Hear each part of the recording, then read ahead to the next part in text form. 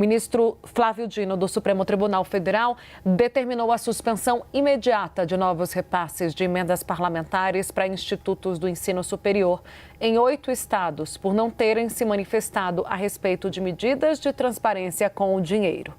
Os estados atingidos são Acre, Alagoas, Maranhão, Pernambuco, Paraíba, Piauí, Rondônia e Sergipe.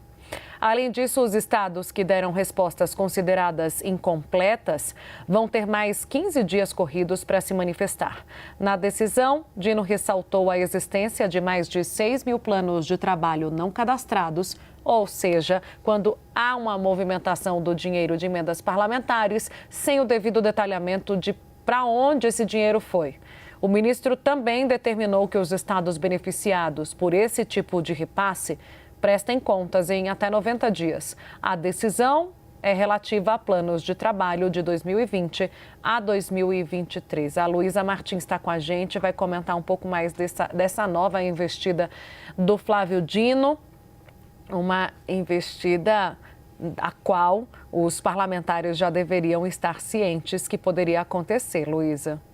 Já é algo que tem que estar permanentemente, Tainá, no radar do Congresso, porque Dino não tem dado sinais de que vai arrefecer o rigor que tem dado, né, nessas decisões bastante duras, como a gente sempre tem divulgado aqui ao longo da programação da CNN. Tainá, muita gente avalia, né, que essa decisão do ministro Flávio Dino foi mais do que, obviamente, uma continuidade dessa severidade que ele tem imposto em relação à transparência das emendas parlamentares, uma espécie de réplica, né? Houve ali o recebimento da denúncia contra o ex-presidente Jair Bolsonaro pela tentativa de golpe de Estado. Aí, em resposta, o Congresso Nacional começou a se articular de uma forma mais significativa, né? Mais forte, para tentar aprovar uma anistia aos condenados, né? Aos investigados pelos atos extremistas de 8 de janeiro de 2023. E teve quem interpretasse nos bastidores do Supremo, Tainá, essa decisão de Dino como uma espécie de prova, né, que o Supremo também tem munição contra o Congresso, uma munição muito importante na medida em que as emendas parlamentares são aí uma moeda de troca, né, são um instrumento de barganha política muito forte. Então, isso tem sido, por isso que tem sido falado, né, que essa foi a tréplica. Houve a denúncia do golpe, a réplica foi o avanço das discussões sobre a anistia e o Supremo, com uma tréplica, mostra que ainda tem controle, né, sobre a destinação das emendas pelo Congresso Nacional, na medida em que muitas delas ainda não seguem, né, 100% os critérios de transparência e rastreabilidade.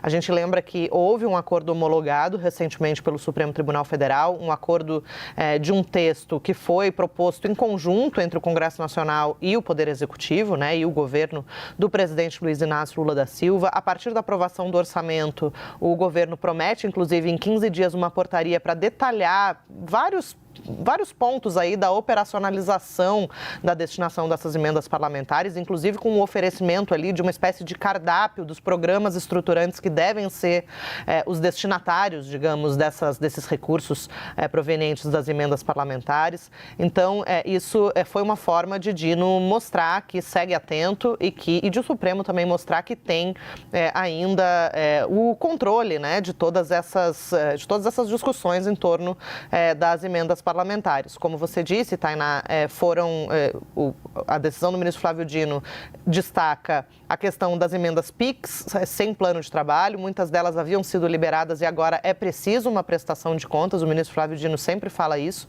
Então, é preciso que que as prefeituras, por exemplo, coloquem ali Desculpa, gente, vou ter que tirar.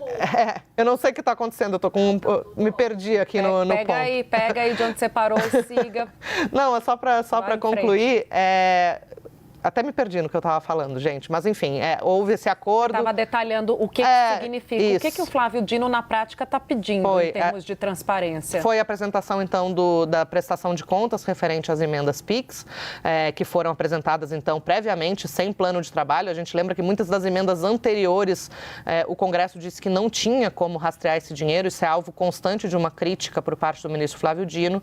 E, por fim, a suspensão dos repasses das emendas para algumas instituições de ensino. ensino, o que mostra que Dino ainda está disposto a bloquear, suspender o pagamento de emendas sempre que for detectado ali um mínimo de indício de que não estão seguindo, né, as devidas normas de transparência e que não tem ali uma possibilidade de acompanhamento, de monitoramento pela população.